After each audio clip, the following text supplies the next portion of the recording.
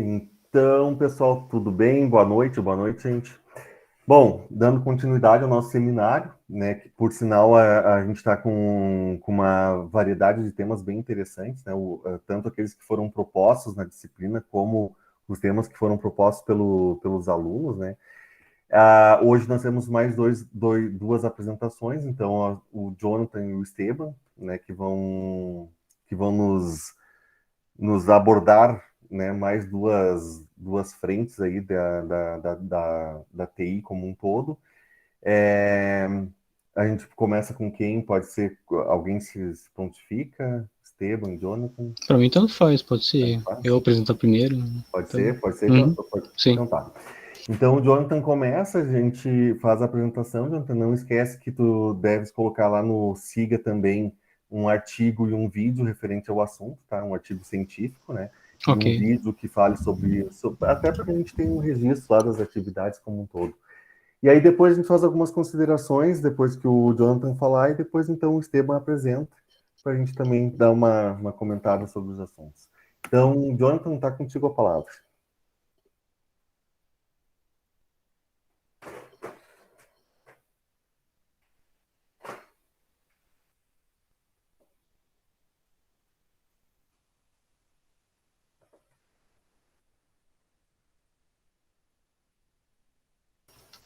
Ok. Perfeito. Tá, minha apresentação é sobre LGPD, Lei Geral de Proteção de Dados. A LGPD foi aprovada no fim de 2018. Ela é uma derivada da Lei Europeia de Proteção de Dados, a GDPR, que é General Data Protection Regulation. Essa lei, todos os países da União Europeia acabaram aceitando, que diz que todas as empresas devem ter um nível de segurança mínimo. E esse nível de segurança é estipulado pela GDPR, fazendo as empresas da União Europeia somente negociarem com países que tenham leis semelhantes, podendo ser uma lei de segurança da informação ou algum tipo de regulamentação equivalente. Isso forçou diversos países ao redor do mundo a criarem sua própria lei de segurança da informação a nível empresarial. Tipo, o Brasil acabou pegando algumas leis que já estavam em prática, também desenvolvendo algumas para formar a Lei Geral de Proteção de Dados. Ela acabou entrando em vigor em outubro de 2020, onde todas as empresas, tipo, todas mesmo, tipo, devem aderir à LGPD. Qualquer uma que tem acesso à internet ou que tenha dados de clientes. Aqui tem os princípios da LGPD, que na verdade são 10. Primeiro é a finalidade. O tratamento de cada informação pessoal deve ser feito com fins específicos, legítimos e explícitos para o titular. O segundo é a adequação. Os dados pessoais tratados devem ser compatíveis com a finalidade informada pela empresa. Tem a necessidade, que as startups e empresas em geral devem utilizar apenas os dados estritamente necessários para alcançar suas finalidades. O livre acesso, que a pessoa física titular dos dados tem o direito de consultar de forma simples e gratuita todos os dados que a empresa detém a seu respeito. A qualidade dos dados, que deve ser garantida aos titulares que as informações que a empresa tenha sobre eles sejam verdadeiras e atualizadas. A transparência, que todas as informações passadas pela empresa em todos os seus meios de comunicações devem ser claras e precisas. Segurança, a responsabilidade da empresa é buscar procedimentos, meios e tecnologias para garantir uma proteção dos dados e de acessos por terceiros. Prevenção, que as empresas adotem medidas prévias para evitar a ocorrência de danos em virtude do tratamento de dados pessoais. A não discriminação, que os dados pessoais jamais devem ser utilizados para discriminar ou promover abusos contra seus titulares. E, por último, a responsabilização e prestação de contas, que além de se preocupar em cumprir integralmente a lei, as empresas devem ter provas e evidências que todas as medidas foram adotadas. A Lei Geral de Proteção de Dados diz que a empresa que ela tem que proteger os dados dos clientes da melhor forma possível, ou utilizando criptografia ou colocando em servidores seguros que não permitem o acesso de hackers ou terceiros. Se uma empresa, após o outubro de 2020, a data de vigência da lei, for hackeada, ela pode pagar 2% do seu faturamento anual que como uma multa para a NPD, que é uma Agência Nacional de Proteção de Dados, que é um novo órgão que foi desenvolvido também para cuidar da LGPD. Também a empresa que for hackeada, ela tem que expor publicamente que ela foi invadida e que teve os dados roubados.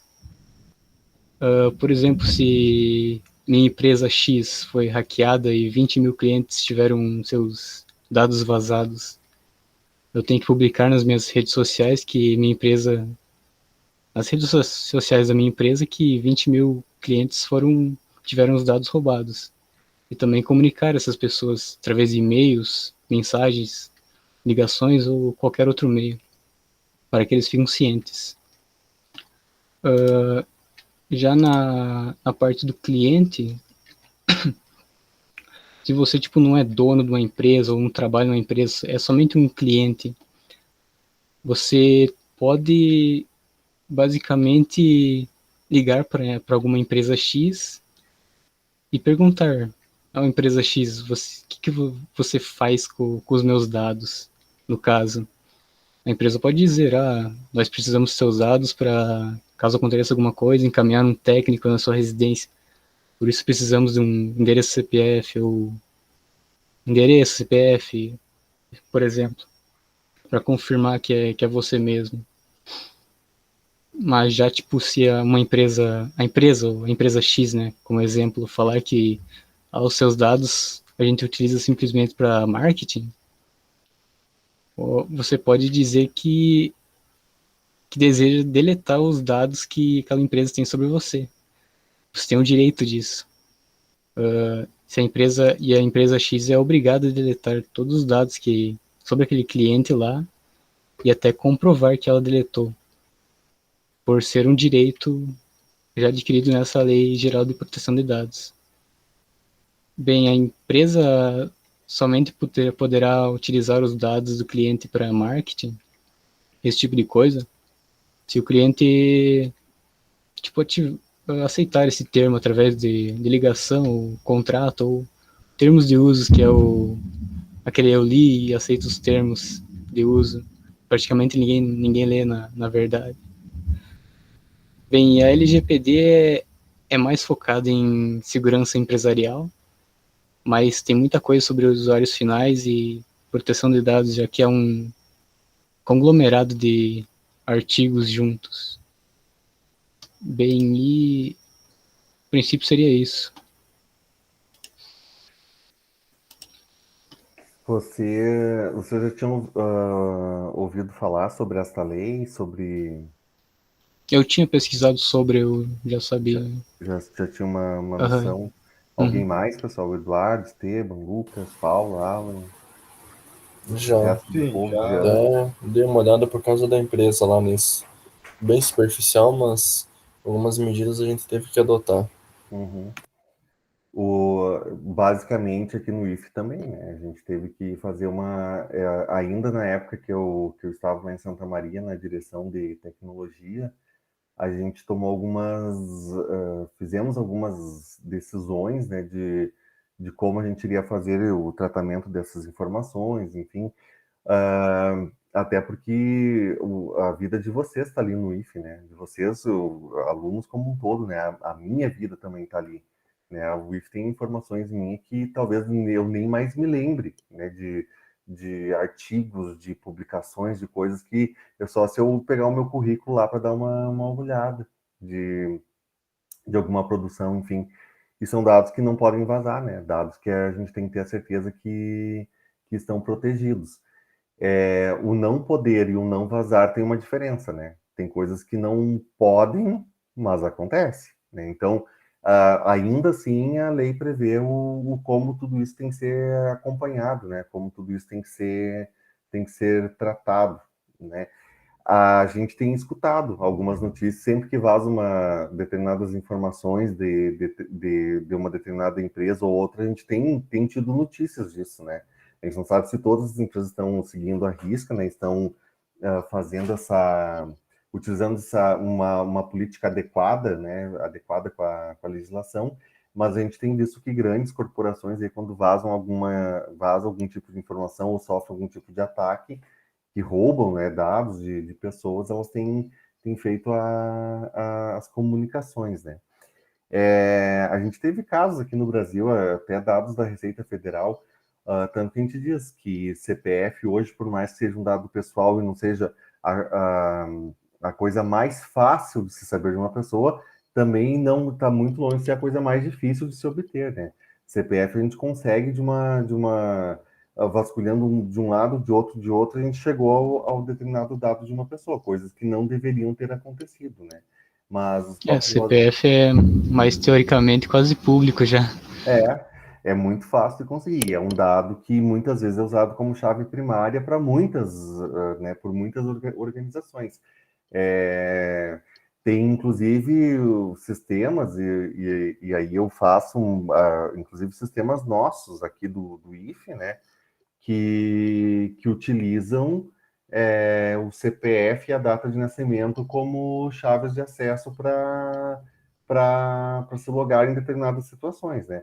Nós tivemos na semana passada a eleição como é que é, de colegiado, vocês votaram no colegiado? Colegiado de Sim. campus? Sim. Qual era a chave de acesso, Paula? Acho que era data de nascimento. CPF com data de nascimento, não era? Para botar tudo junto? Era, eu lembro da isso, data né? de nascimento. Uhum. Eu acho que era o mesmo que de vocês. O nosso de professor era assim: tu colocava o CPF e a data de nascimento. Ou seja, se eu sei o CPF e a data de nascimento de qualquer uma pessoa, eu conseguiria entrar e votar por ela, né? Então não é o sistema mais seguro, né?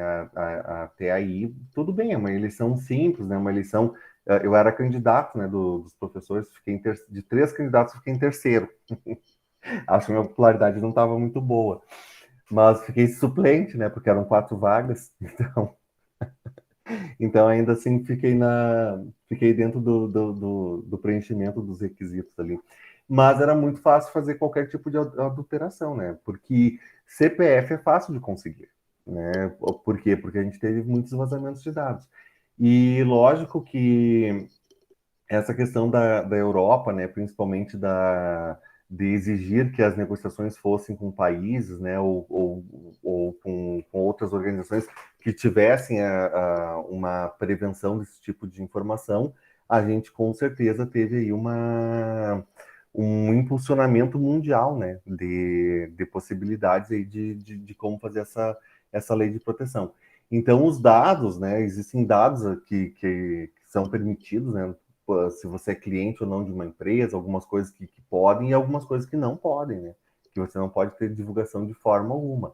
E o Jonathan trouxe para nós ali até o que são os dados, né? Os dados pessoais e os dados pessoais sensíveis, né? Existem informações que, por mais que façam parte, aí, ó, e por mais que façam parte da vida do cadastro de uma determinada forma, se tem essa informação, que ela pode causar, por exemplo, um dado relacionado à saúde, né? Muitas vezes você tem um sigilo em relação a isso, né? Você não quer que digam se você é filiado ou não a um determinado partido, algum determinado sindicato, né? Então, até porque pode haver a questão das empresas fazerem algum boicote, não, o fulano vai ser candidato ao sindicato, então vou demitir ele, porque se ele está no sindicato não posso demitir, sabe? Então existem coisas que são sensíveis, né? Os dados sobre a questão da vida sexual, da origem racial, né?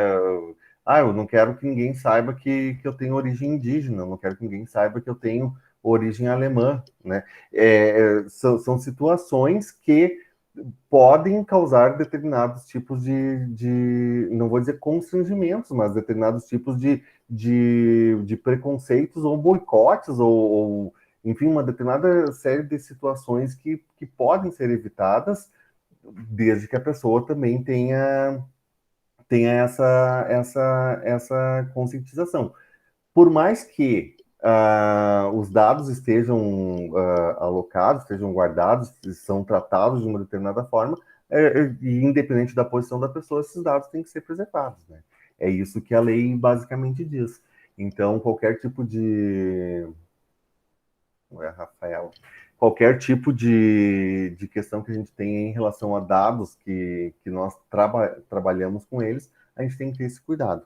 Existia uma prática que era muito comum, vocês com certeza vão ter exemplos disso, eu talvez tenha um pouco mais, porque vivi numa época, né, quando eu era mais jovem, de que havia a venda de dados, né? Eu lembro que quando eu fiz a minha matrícula na universidade, 2 meses depois a Caixa Federal me ligou para oferecer uma conta universitária. Isso, como é que a Caixa Federal, né, um banco, por mais que seja estatal, mas como é que um banco está sabendo que eu sou universitário? Né? É uma informação tão restrita e tão nova que até eu não tinha colocado em nenhum outro cadastro. Como é que a Caixa Federal estava sabendo que eu era universitário? Então havia venda de dados, e era uma coisa muito comum, né? Muito comum a venda de mailing, né? O marketing usou isso de uma forma bastante abrangente. O que era os mailing? Nada mais, nada menos do que os e-mails, né, das pessoas para poder fazer publicidade, fazer propaganda. E que por muito tempo, hoje talvez não seja o meio mais usado, mas que por muito tempo foi a forma como a gente contaminava os computadores, né? A gente falava lá dos trojanos, né, os cavalos de Troia. Onde é que eles entravam? No e-mail. A gente falava lá de uma série de worms, de uma série de vermes aí que atacavam os computadores, que entravam pela nossa caixa de mensagem. E muitas vezes esses dados eram obtidos de uma forma não tão lícita, assim, né? Ou que na época não existia legislação. Vocês devem lembrar da Lei Carolina Dickmann, né? A Lei Carolina Dickmann, ela é uma lei que diz respeito especificamente à questão da tecnologia, de quando roubaram as fotos dela, né? Eram fotos pessoais que ela tinha no computador dela. Agora a história não está me vindo totalmente, mas se eu não me engano, era uma conta da Apple. Mas era uma conta, independente da plataforma que fosse, né? Uma conta pessoal que ela tinha dados, né? Informações dela, fotos, né? Não deixam de ser informações. Roubaram aquelas fotos e começaram a chantagear ela, né? Se você não nos der uma quantidade em valor, nós vamos divulgar as suas fotos. E o que ela fez? A Carolina Dickmann, que é conhecida, acho que por todos nós aqui, a Carolina, ela pegou e fez uma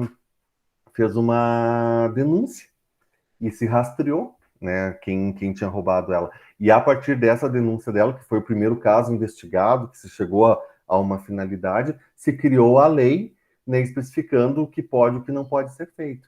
E só para vocês terem por isso que o caiu e voltou, John. E só para vocês terem uma ideia, olha só, não foi nem um trojano, nem um software, nem um vírus, nada que tenha agredido o computador. Foi um e-mail, um spam, que nem sei se é considerado spam, mas uma mensagem enviada para ela dizendo: nós somos da sua operadora de internet, né? Nós somos do seu provedor, e nós precisamos que você atualize seu cadastro. E mandaram um formulário e deu um Word para ela, né, com o nome, né, data de nascimento, pedindo os dados para que ela atualizasse as informações. E ela preencheu aquele formulário, né? E quando ela preencheu aquele formulário, ela enviou para o que seria a, a operadora dela ali, o provedor de internet dela, e na verdade não era, né? Então, uma coisa muito simples que para muitas pessoas não é tão simples assim. Para nós a gente já sabe, você não abre, não clica, não que é uma coisa básica, né, para quem trabalha com TI, mas que para quem não trabalha não é tão simples assim. Então, a lei de informação, ela tenta resguardar os dados que as pessoas têm de uma determinada série de possibilidades fraudulentas que acontecem por aí, né?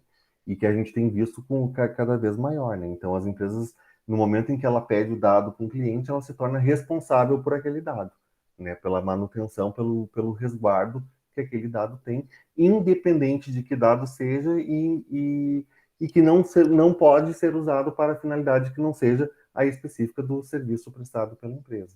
Então, não posso usar para nenhuma outra situação.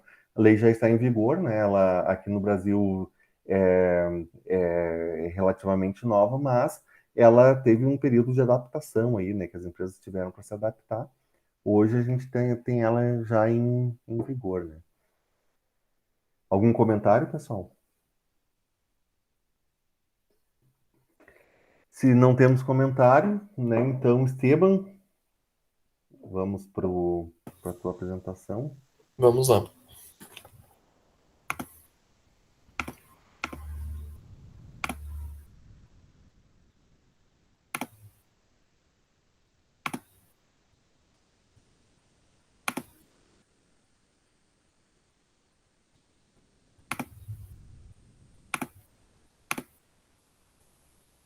Você só me confirma se estão enxergando a tela.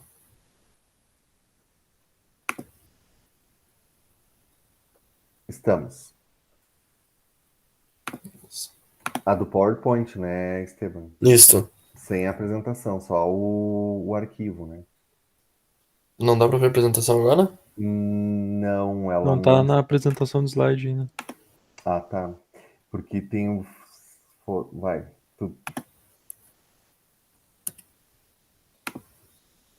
Estranho. Coloca pra transmitir a tela inteira. Isso. Aí vai aparecer o que tu tem na tela aí. A mesma tela para nós. Tu tá martelando o teu computador, Esteban? Ele tá com uns probleminhas aqui. É só escuto toque, toque. Não, ele tem uns probleminhas bem críticos de funcionamento.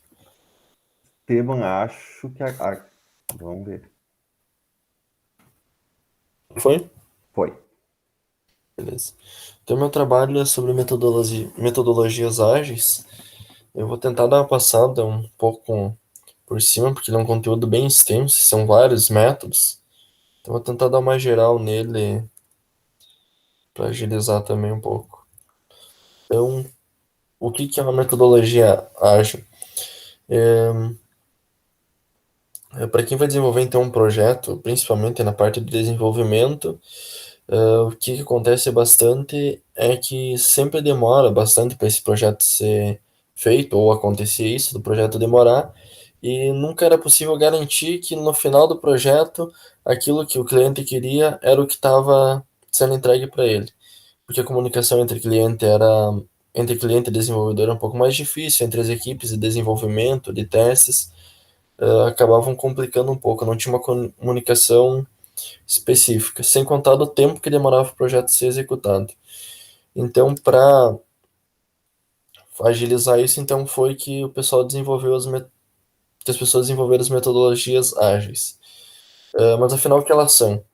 Então, a definição delas são aquelas que permitem adaptar o modo de trabalhar às condições do projeto, alcançando flexibilidade e rapidez na resposta para adaptar o projeto ao desenvolvimento de circunstâncias específicas do ambiente. Então, em essência, as empresas optam, né, por essas metodologias para iniciar os projetos de forma flexível, autônoma e eficaz, também reduzindo custos e aumentando a produtividade. Elas surgiram, então, na indústria de tecnologia da informação para resolver alguns problemas. Os principais deles são as etapas de produção, então, eram muito longas e sem entregas definidas, não tinha uma clareza de comunicação entre os times, o desalinhamento entre equipe, cliente e outros. Isso acontecia bastante, do cliente pedir uma coisa e o desenvolvedor receber informação totalmente errada. Digamos, o cliente queria uma tela azul e para o desenvolvedor chegou que ele queria uma tela verde. Era basicamente isso que acontecia. Então, rapidamente as empresas adotaram essas ideias para agilizar o seu processo e melhorar ele. Então, quais são as vantagens? Existe um maior alinhamento entre o time com os clientes e a rápida resolução de possíveis problemas e conflitos. Existe uma redução de riscos e resultado de alta qualidade, uma economia de recursos por meio de entregas mais assertivas, ou seja, não existe tanto retrabalho conforme o projeto vai rodando, agilidade e eficiência nas entregas e na execução do projeto como um todo, e a flexibilidade para propor alternativas e chegar à melhor solução possível. Isso sem falar nos benefícios indiretos, né, que as metodologias ágeis trazem. Melhoria de clima entre as áreas e na empresa como um todo, e aumento de credibilidade e confiabilidade da organização no mercado. Então, algumas principais metodologias são o Scrum.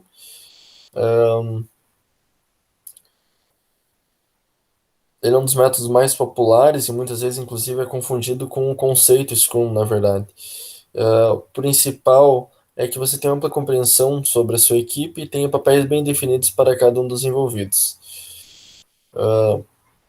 Então ele funciona mais ou menos assim: as tarefas começam a ser distribuídas entre o Scrum Team e se iniciam as sprints, que nada mais são do que intervalos e tempo de desenvolvimento, e que eles não duram mais do que 4 semanas. Então a ideia é agilizar o processo. A parte de desenvolvimento, então, dura um máximo 4 semanas. E ao final de cada sprint, então, o time faz uma revisão das atividades que foram desenvolvidas para validar se tudo está feito como se deveria. E se algo precisa ser refeito, se é preciso adaptar em algum ponto, eles fazem para a próxima sprint até que todo o backlog seja concluído e o produto esteja pronto para entrega. O Kanban, então, a gente vê em várias empresas que utilizam ele, né? Então, basicamente, ele é um quadro de gestão que você organiza as atividades ali.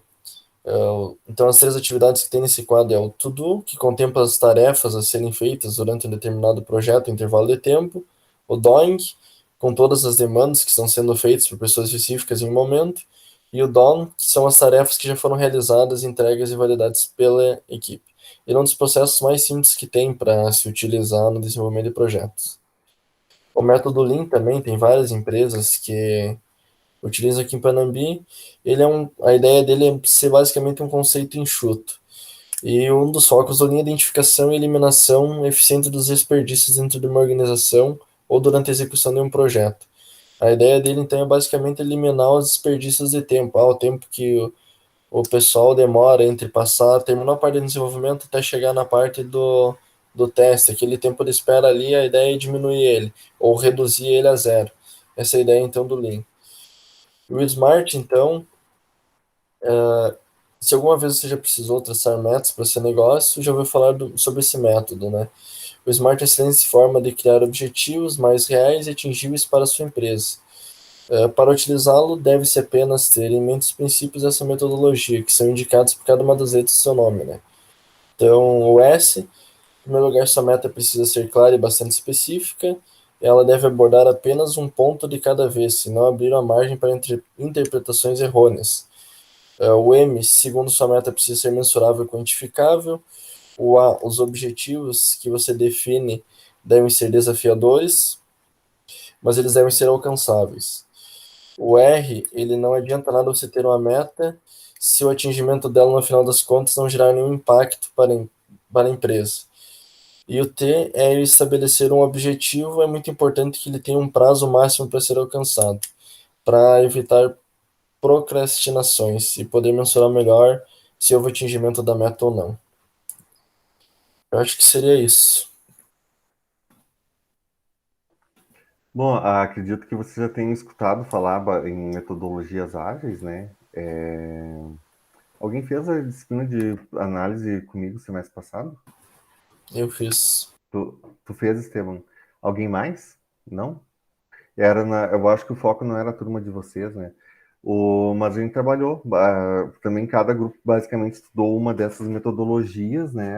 Pelo menos as principais que a gente tem para conseguir dar uma entendida, né, nesse fluxo de processo.